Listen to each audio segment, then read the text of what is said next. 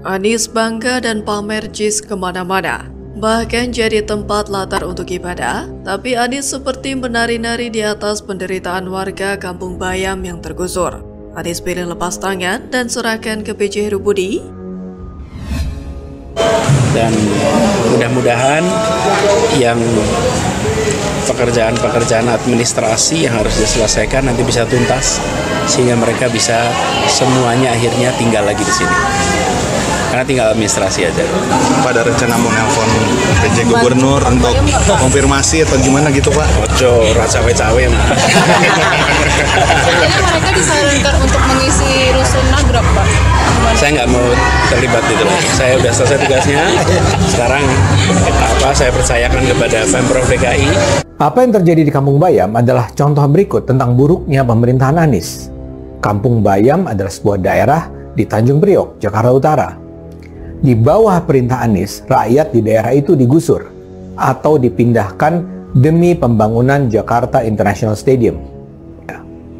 Lucunya, Kepala Dinas Perumahan Rakyat dan Kawasan Permukiman DKI Jakarta, Sarjoko, mengatakan pengelolaan Kampung Susun Bayam belum dipegang oleh pemerintah Provinsi DKI. Ia menyebut pihaknya belum mendapatkan informasi terkait hal tersebut. Ya, jadi begitulah nasib kaum papa di Kampung Bayam. Mereka cuma jadi korban janji-janji indah Anies Baswedan. Dan sang Anies sekarang ya justru sedang sibuk mengejar kursi kepresidenan. Korupsi tanah DP 0 itu sudah membuat 4 orang menjadi tersangka, dan ini adalah pembangunan janji prioritas ketika masa kampanye yang seperti yang saya jelaskan di awal tadi gitu ya. Ternyata ada, selain soal rumahnya yang nggak sesuai gitu, rumahnya yang nggak sesuai dengan keinginan masyarakat menengah gitu, ternyata ada kasus-kasus korupsi yang melatar belakanginya. Lalu kemudian tanggul pasir disiapkan. Soal polemik warga Kampung Bayam di JIS, Anies lepas tangan tak mau ikut campur. Kasihan Heru Budi bersih-bersih masalah tinggalan era Anies. Ditulis oleh tim redaksi jurnal, dikutip dari berbagai sumber. Calon presiden yang diusung Koalisi Perubahan untuk Persatuan Anies Baswedan mulai angkat bicara terkait polemik Kampung Susun Bayam di Jakarta International Stadium yang belum bisa ditempati oleh warga. Anies mengaku tidak akan ikut campur soal kebijakan pejabat Gubernur DKI Jakarta Heru Budi Hartono. Anies menyebutkan, permasalahan Kampung Susun Bayam hanya tinggal menuntaskan administrasi. Tetapi ia menekankan prinsip keadilan harus diberlakukan di sana seperti di Tanah Merah, Bukit Duri, maupun Kampung Kunir. Menurut Anies, tidak boleh ada ketimpangan pembangunan di Indonesia. Jangan sampai hanya beberapa sektor yang dibangun secara masif, namun pada sektor lain itu dibiarkan. Apalagi diketahui, nasib ex-warga Kampung Bayam masih terkatung-katung lantaran belum bisa menghuni Kampung Susun Bayam. Warga tidak bisa menempati Kampung Susun Bayam karena harga sewa yang tinggi, yakni sekitar 1,5 juta rupiah per bulan. Alhasil, warga malah menggelar tenda di area JIS. Di samping itu, Pemprov DKI Jakarta sudah menawarkan kepada warga Kampung Bayam untuk menempati Rusunawa Nagrek. Pemprov DKI kini menyerahkan keputusan kepada warga Kampung Bayam untuk pindah atau tidak ke Rusunawa Nagrek. Tentu saja sikap acuh Anies atas masalah Kampung Susun Bayam membuktikan bahwa Anies tipikal orang yang tidak bertanggung jawab atas semua programnya dulu. Padahal adanya masalah itu disebabkan oleh Anies itu sendiri. Bangunan rusunnya sih sudah jadi, tampak siap dihuni juga, tapi warga ex Kampung Bayam masih belum boleh menempatinya. Dulu pas direncanakan gimana ceritanya? Kok bangunan sudah jadi, warga sudah kadung digusur dari kampung lamanya, JIS sudah kadung berdiri megah di dekatnya. Warga ex Kampung Bayam malah masih berjuang supaya boleh tinggal di sana. Namun jika menanyakan hal ini kepada Anies, rasanya akan percuma saja. Ia pasti sudah menyiapkan ratusan atau ribuan kata buat menangkis setiap serangan yang mengarah kepadanya, meski tetap tanpa solusi. Dan jelas, itu terbukti dengan sikap Anies di atas.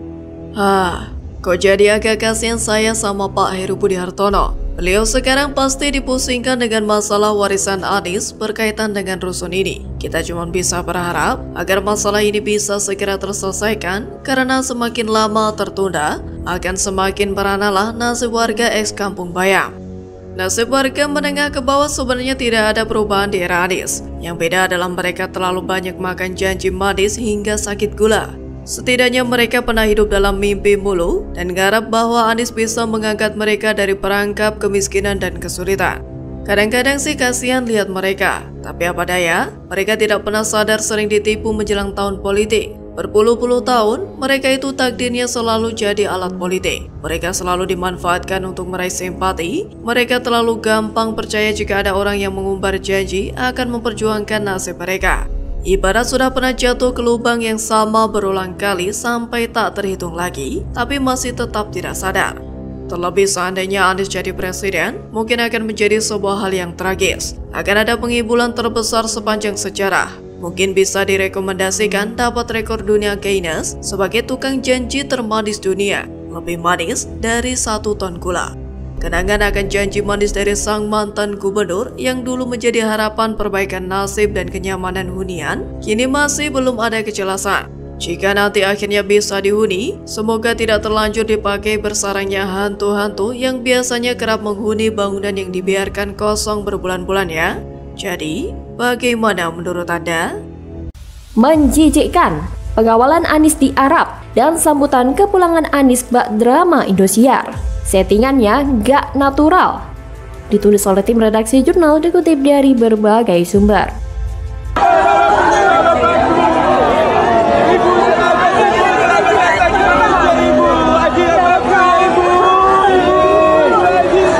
Kalian, timnya Pak Anies ini membuat glorifikasi yang memalukan dan justru merendahkan martabat dari seorang Anies Baswedan sendiri. Saya sekali lagi tidak yakin ini niat asli dari seorang Anies Baswedan, tapi saya mempunyai keyakinan ini dilakukan oleh tim-timnya Pak Anies yang ingin mengglorifikasikan tokoh Anies Baswedan. Ternyata malah memalukan, justru mendegradasi. Bakal calon presiden atau baca pres Koalisi Perubahan untuk Persatuan Anies Baswedan dikawal ketat saat di sela-sela kegiatan ibadah haji di Arab Saudi. Dilihat dari detik.com, pada Minggu 9 Juli 2023, viral video Anies sedang dikawal ketat di Tanah Suci. Anies berjalan sambil didampingi sejumlah pengawal yang saling bergandengan mengelilingi Anies. Terlihat ada 5 pengawal, sebagian pengawal mengenakan gamis putih dan sorban, sedangkan lainnya berseragam loreng dengan baret merah. Melihat perlakuan pihak keamanan Arab Saudi kepada Anies, publik pun langsung memberikan tanggapan. Banyak yang menilai bahwa itu hanya drama yang sengaja dibuat-buat oleh Anies dan pendukungnya yang ada di sana. Yang seolah-olah Anies ini orang penting dan perlu diberikan keamanan ekstra ketat, padahal dia hanya mantan gubernur yang gak bisa kerja. Bahkan drama itu dibawa sampai ke Jakarta, atau lebih tepatnya di Bandara Internasional Soekarno-Hatta. Ketika Anies tiba dari ibadah haji, Anies langsung disambut pendukungnya, yang entah itu bayaran atau tidak, karena para pendukung Anies seperti disetting untuk menyambut Anies secara berlebihan. Berteriak saat Anies datang dan juga mencium tangan Anies bolak-balik seperti seorang ulama. Sebenarnya sudah bukan rahasia lagi kalau Anies memang suka pencitraan, memaksa dirinya pencitraan. Dengan dikawal begitu, seolah-olah dia juga orang yang paling istimewa dari Indonesia. Tidak ada untungnya bagi rakyat Indonesia ketika melihat Anies dikawal aparat baret merah Saudi itu. Dan sebagian besar warga Indonesia juga tidak akan khawatir jika Anies tidak mendapatkan pengawalan. Dibiarkan saja Anies akan tetap aman. Para cebong tidak akan peduli juga kalau melihat Anies. Para cebong tidak akan melakukan persekusi. Beda halnya kaum kadrun yang suka persekusi. Jadi amanlah Pak Anies meskipun tidak dikawal tentara Arab itu. Kalaupun misalnya terjadi apa-apa, bangsa Indonesia tidak akan rugi besar. Beda halnya kalau Anies ini orang penting di negeri ini dan punya prestasi kayak Pak Jokowi, maka pastilah banyak rakyat yang mencintainya. Tetapi selama Anies menjadi gubernur DKI, selama itu pula tidak ada prestasi yang bisa dibanggakan. JIS yang tadinya dibanggakan juga bermasalah. Bahkan saat akan mendapatkan kursi gubernur, Anies ini sudah bermasalah. Itu terlihat dari caranya menggunakan politik ayat dan mayat alias politik sara. Nah, tidak heran kalau ia lagi nyapres dan banyak masalah.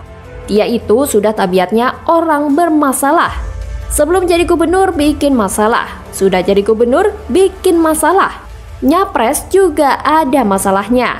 Sehingga jangan-jangan kalau ia jadi presiden akan sangat banyak sekali masalah. Pengawalan yang didapatkan Anies yang bisa kita saksikan di sosial media itu, kita tak tahu betul bagaimana kronologisnya. Jadi kita melihat saja poin-poinnya bahwa Anies ini bukan orang penting, justru dia adalah orang yang akan membuat masalah semakin runyam. Di Jakarta kan dulu sudah dia lakukan, misalnya mengubah nama-nama jalan. Lalu rumah sakit diubah namanya jadi rumah sehat. Kemudian sumur resapan yang merusak jalan dan menyuruh warga bikin lubang penampung air di rumah masing-masing. Semua kekonyolan ini seperti disengaja untuk membuat masalah makin bermasalah. Ingat Anies, ingat masalah makin bermasalah. Bicara terlalu banyak bacot dan mengaku punya gagasan dan solusi serta karya-karya. Ternyata semuanya cuma bacot doang. Omongan kagak jelas, prestasi juga anjlok abis. Jadi ketika melihat Anies dikawal oleh aparat baret merah dari Saudi Arabia itu, maka kemungkinan Anies memang lagi bermasalah dan akan diinterogasi. Bagaimana kalau menurut Anda?